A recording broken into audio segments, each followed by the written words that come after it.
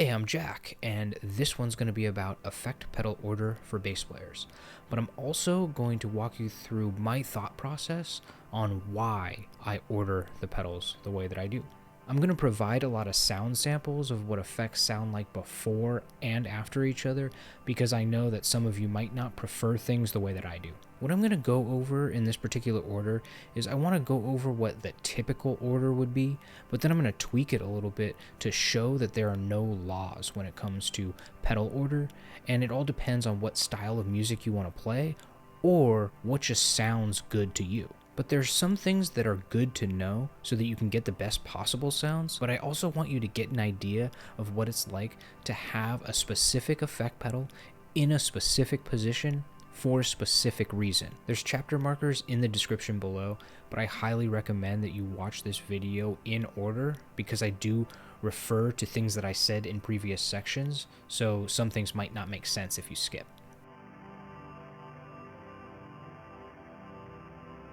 Okay, so the first three that I'm going to start with are the tuner, EQ or preamp, and compression.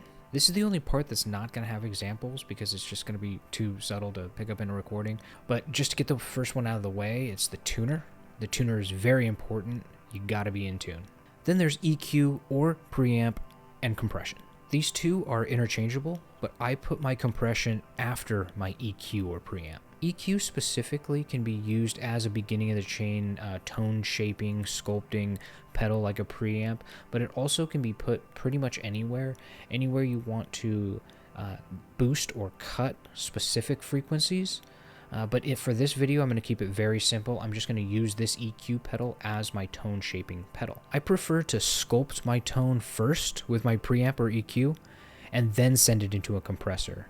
That way the compressor brings up the volume and adds a little sustain to my already sculpted tone. Putting a compressor after your tone sculpting pedal will have an effect on the tone you just sculpted with your EQ and preamp, but it could be a desired effect. Putting a compressor after an EQ or preamp not only brings up the volume and adds sustain, it's the compressor's job to even out the loudest pieces and the quietest pieces of your signal or your dynamic range. You're left with this louder yet smooth and controlled signal, and there's this added warmth to it that I think is great. Also for bass players, if you don't have a high pass filter or a compressor with a high pass filter in it, then your low frequencies are going to trigger your compressor, possibly causing too much compression. So you're going to want an EQ or preamp before the compressor so you can dial down your lows just in case you run into this issue. If you put your EQ or your preamp after your compressor, then your signal is going to be clear and crisp more than on the warmer side. But by doing this, you're not allowing your compressor to do its job properly because you're making EQ and level adjustments after the compressor. The compressor can't really even out your signal if you're making these adjustments after it. With that said, it really just comes down to personal preference. The differences are subtle. That's why I didn't make any examples for this, because there's really no wrong way. It's just this way, it sounds better and makes more sense to me personally. Okay, after tuner, EQ or preamp, and compression, the next three I'm going to go over are octave, pitch, synth pedals, dirt pedals, which is fuzz, distortion, overdrives, and then also wah or envelope filters. Typically speaking, you would want your pitch, octave, synth, wah, envelope filters as soon as possible in the chain because these are pedals that track your instrument signal. And to get the best possible tracking quality, it's wise to send your cleanest, freshest instrument signal into these effects.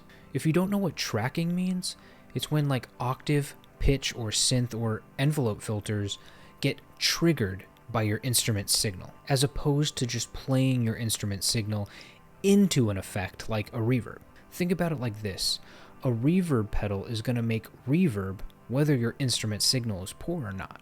A tracking pedal, like octave, pitch, synth, or envelope filter, let's just say an octave, will make a nice consistent octave effect if your signal is nice and fresh because it's the instrument signal that triggers the octave effect to come on. And when I say a poor signal, I don't mean from like a crappy, cheap instrument or anything like that. I mean since your instrument's signal weakens as it travels through your instrument cable and then through all your pedals, if you put your tracking pedal too deep into the chain, then that's what will cause you to feed your tracking pedal a poor signal. And this is what I mean by poor tracking. When you feed a tracking pedal a poor signal and it doesn't trigger the effect consistently. How I would describe what poor tracking sounds like, it's like when your instrument signal triggers the effect to come on, but then the effect comes off. On and then off, on and then off. It's this glitchy, gargling mess of a sound that is basically unusable. If you're already suffering from poor tracking due to a very long instrument cable, or your tracking pedal's too deep in the chain, or you have a tracking pedal that just has poor tracking abilities, here are a couple things that can help, because no tracking pedal tracks perfectly. Just like I said before, send the cleanest possible signal into it to increase your chances of the best tracking quality. Also, you can use your neck pickup only or roll off some of the highs on your tone knob. Taming the harsh, sharp high frequencies help with good tracking. Also, Boss makes good everything, so you'll be safe buying Boss. Putting your tracking pedals, your octave, pitch, synth, envelope filters, putting these up front is a good idea. It is typical, but I want to think a little bit more outside of the box, because what if I want my octave after my dirt? What if I want a different combination? What if I like the way it sounds more a different way? Okay, so I have two tracking pedals here. The Bass IQ envelope filter by EBS and the OC5 octave pedal by Boss, and these are actually pretty good at tracking. So I'm going to do some experimenting, because I don't want to just settle on what's typical in this situation. My plan of attack for ordering the next three effects is to grab my dirt, which I'm going to use the Eons Fuzz by Walrus Audio, and plan my tracking pedals, or my envelope filter and octave, around my dirt, because stacking effects with dirt produces the most noticeable audible reactions. Just in case you don't know what stacking means, it means playing multiple effect pedals while they're on at the same time, or just combining multiple effects with each other. So let's get into the experiments. Let's start with octave before or after dirt, and then we'll go into wah before or after dirt. So if I think about how I like to use my octave, which is pretty much one setting all the time, because I really like that synthy sound that I can get from it, it's with the one octave down all the way maxed out and no dry signal. Here's what that sounds like really quick.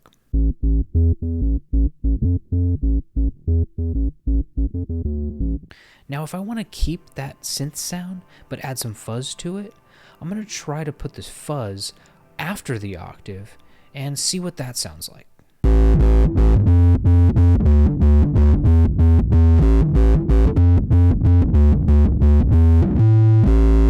It's cool, but it sounds like the fuzz and the octave are like competing to be the dominant sound, and there's some glitchy unevenness that I'm not liking. So let's try fuzz before octave.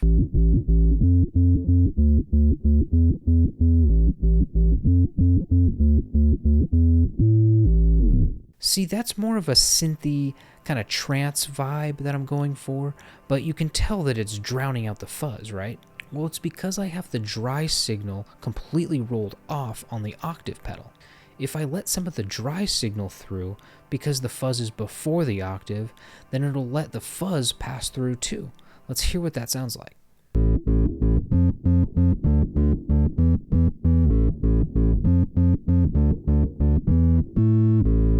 That's actually pretty cool. I can just adjust the dry signal to decide how much fuzz I want to bring in and still keep that synthy octave effect. So there it is. I now know that I want my octave after my dirt. Here's all three examples back to back just for comparison.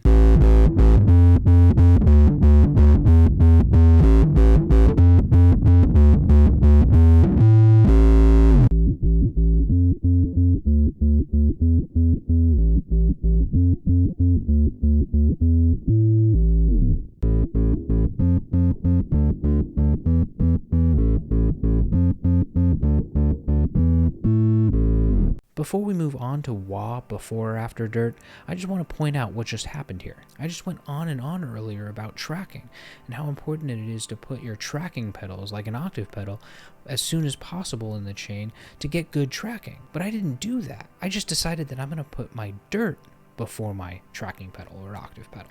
This is a perfect example of what I meant when I said that there are no laws when it comes to pedal order. And it all just depends on what kind of music you want to play or what just sounds best to you. Just because something's typical doesn't mean that it sounds better or that it's right for you.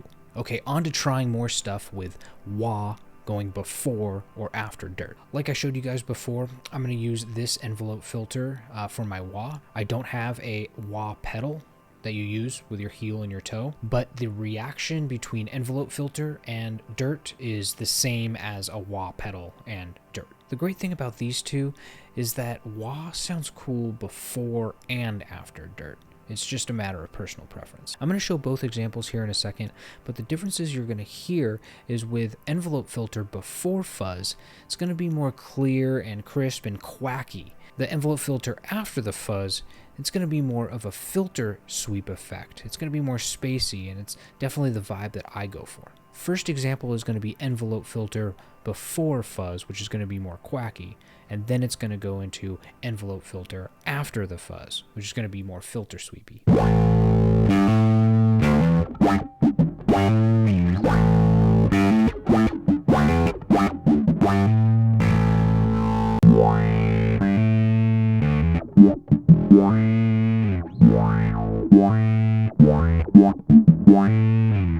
See, both are pretty awesome, but for me, I like that filter sweepy sound, so I'm going to go with envelope filter after fuzz. So for these next three effects, I decided that I wanted my octave after my dirt and my envelope filter after my dirt. But what about octave and wah? In my opinion, the octave sucks the life out of the envelope filter when you put it before the octave. So let's get some before and after examples going on for this. First, I'll show my preferred choice, which is envelope filter after octave, and then it'll go into my less preferred choice, which is envelope filter before the octave.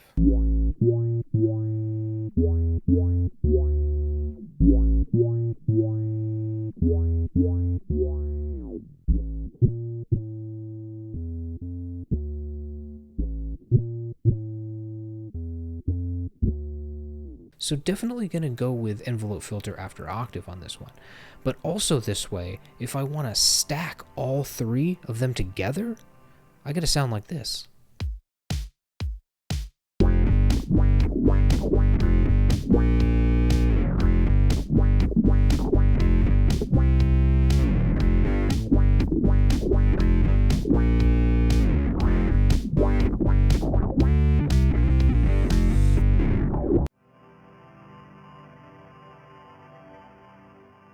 So now let's talk modulation. Modulation is your chorus, vibrato, flanger, phaser, tremolo, anything that moves or modulates. Modulation effects are pretty much known for being able to go anywhere, and that makes making a decision even more difficult. How I approach modulation location is I ask myself, what do I want to do with modulation?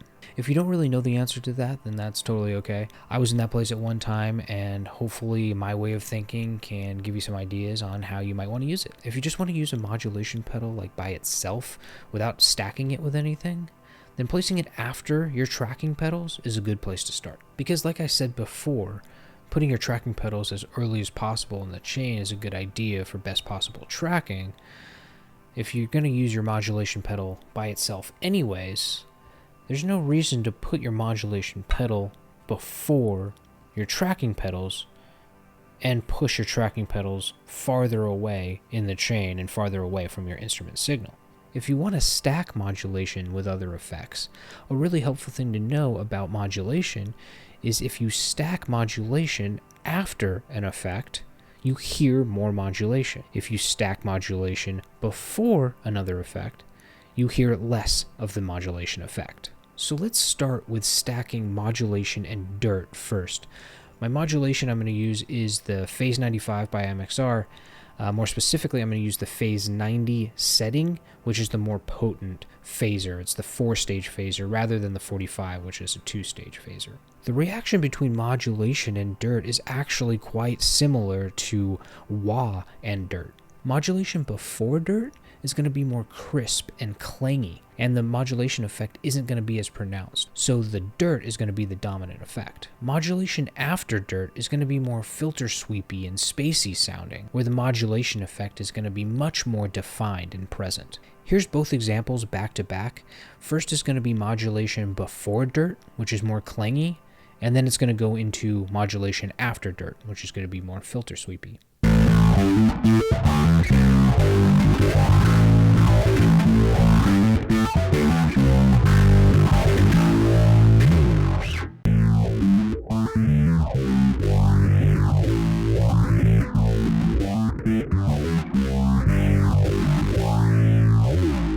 So modulation before and after dirt sounds great, but if you liked the modulation before the dirt, then just be aware that you're kind of locked in on having your modulation early in the chain, and there's nothing wrong with that, but I prefer to have my modulation after my dirt and my tracking pedals like Octave and envelope filter. This way, if I ever want to stack my modulation with any other effects, I'd rather have it after as many effects as possible, because remember, stacking modulation after effects equals you hear more modulation. And because most modulation pedals have depth knobs or some sort of equivalent control to increase or decrease the modulation effect, I'd rather have it as deep in the chain as possible. That way, if I have too much modulation, I can just dial it down on the modulation pedal itself. I'd rather have more effect and have to lower it than to not have enough of it and be screwed. It's not common for me to stack modulation with tracking pedals like Octave and envelope filter, but just in case you want to, or you're just interested in the reaction that happens, I'm going to provide examples of what it sounds like when you stack modulation with Octave and envelope filter. First, starting with modulation in Octave, sending a moving, wobbly, modulated effect like a phaser into an Octave pedal probably isn't the way to go, because it turns your fresh, clean signal into a moving signal, and that can definitely disrupt the tracking ability of the Octave pedal. So stacking modulation after Octave is the best way to go with this, and this goes for all modulation. I'm still going to provide examples of what it sounds like to send modulation into an octave.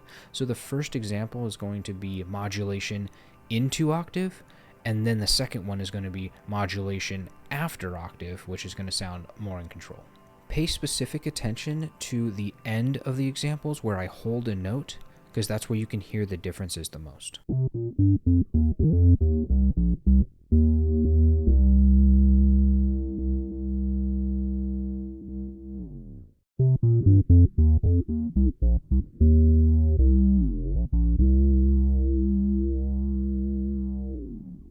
I hope you noticed when the phaser was stacked after the octave, the swirling phaser effect and the octave effect blended together a lot more smoothly than when it was before the octave. When the phaser was before the octave, it wasn't a swirling movement, it was more like a broken, glitchy movement. That's why I prefer my modulation after my octave. Next is stacking modulation in wah. This is actually pretty cool because if you time the speed of your modulation pedal to the attack of your envelope filter, or the speed at which you do your heel and toe movement on your wah pedal, then it's like actually adding a different flavor to the wah, and you can have different flavors by using different types of modulation. I'm going to show examples of what I mean by this using phaser, flanger, and chorus. I'm going to use an envelope filter for my wah, and then I'm going to play each of the 3 modulation pedals before and after the envelope filter, and then I'm going to talk a little bit about what you heard. First is going to be phaser before envelope filter, and then it's going to go into phaser after envelope filter.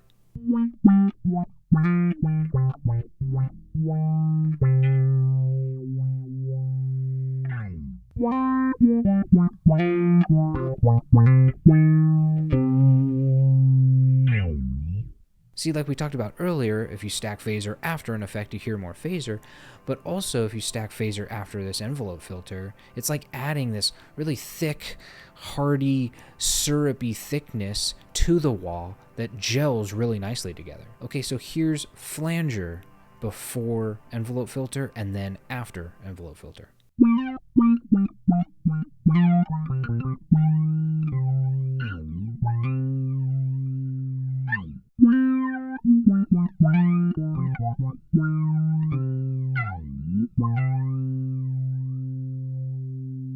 So flanger adds this electrical edginess to the wah that's pretty awesome. And of course, if you stack it after the envelope filter, you're going to hear a little bit more flange. But if it's too much flange, then you can always dial the flange effect down with the depth knob. Lastly, let's do chorus before envelope filter, and then it'll go into chorus after envelope filter.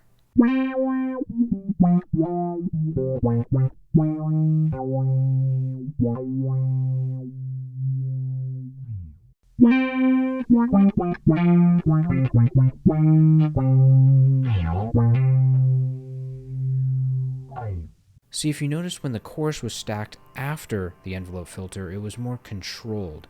Both effects flowed more smoothly together. So modulation after wah is definitely my choice for this, which is perfect because it's after my tracking pedals anyways.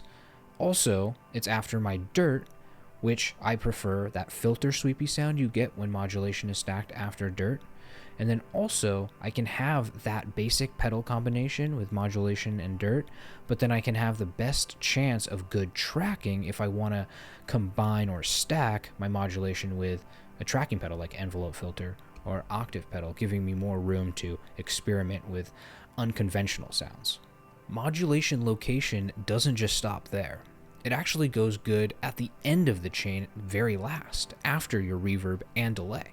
I'm sure most of you already knew that reverb and delay were going to be last in this video, but first let's go over how modulation interacts with reverb and delay, and then we'll finish off with how reverb and delay interacts with each other. Putting any modulation after reverb or delay can be a lot of fun, because if you just have a plain reverb or delay and you stack like a phaser after them, then the reverb tails or the delay repeats will go into the phaser, absorb it, and carry it along with it. This will make the phaser effect last longer even after you stop playing your instrument. So I'm first going to show an example of what it sounds like to stack a phaser before a reverb, but then the second example is going to be what it sounds like to have a phaser after the reverb, where you get that reaction where it carries the phaser along with it. So I'm going to play the examples in a sec, but just a heads up, in the examples, I'm just going to play a single note, and then I'm going to let go and not play anything.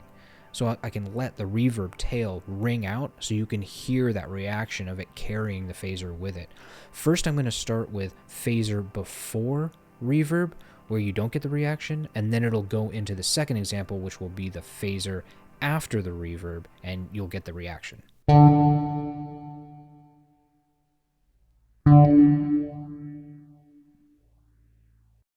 See, in the second example, when the phaser was after the reverb, the swirling effect kept going even after I stopped playing, and then when it was before the reverb, the phaser effect just stopped, and then it was just pretty much a basic hall reverb. The same thing happens with delay. The first example is going to be phaser before the delay, and then the second example will be phaser stacked after the delay, where you'll hear the same reaction.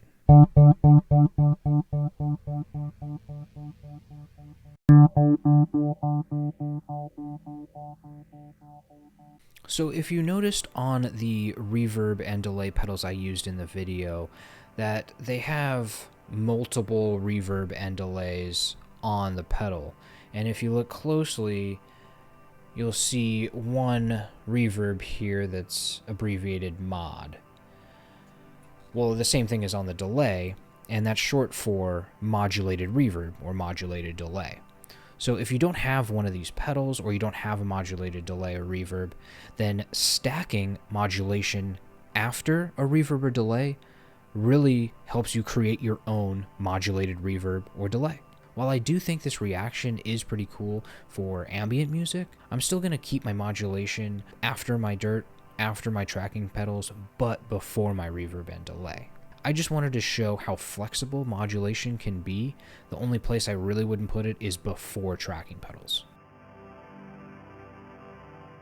Lastly, we have reverb and delay. But the question is, how do we order reverb and delay? This is actually a huge topic, and there's so many videos and stuff online about it, and that's because there is no right or wrong answer. So once again, we have to ask ourselves, what are we going to do with them? If you're not going to play them both at the same time, then the order doesn't really matter. But if you're going to stack them both, then you got to ask yourself, do you want to hear your delay more or less? What I mean by this is if you stack your delay after your reverb, then you're going to hear your delay more, and the delay repeats are going to go on for longer, as opposed to if you stack your delay before your reverb and you send your delay into the reverb will wash it out a little bit, and the delay repeats won't last as long. I'm going to provide examples of this, but just another heads up. Grab some headphones if you don't already have them, because the differences are subtle. I'm going to first start with my preferred choice, which is delay after reverb, where you can hear the delay more. And then the second example will be the delay before the reverb, where the reverb kind of washes it out.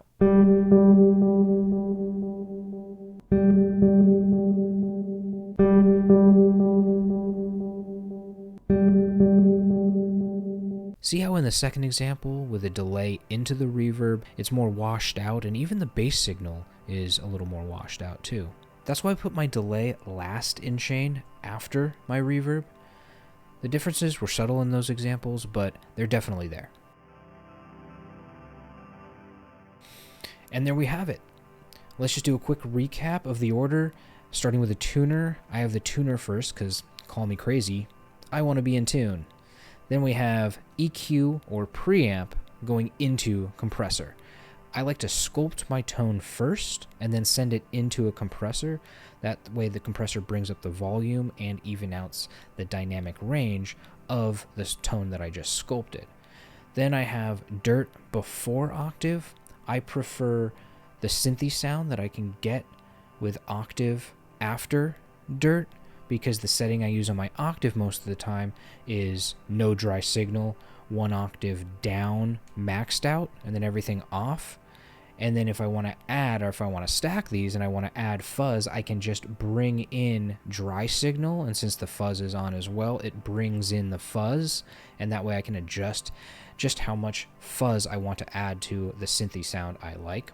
Then I have the envelope filter after the octave, because envelope filter before octave, the octave tends to suck the life out of the envelope filter.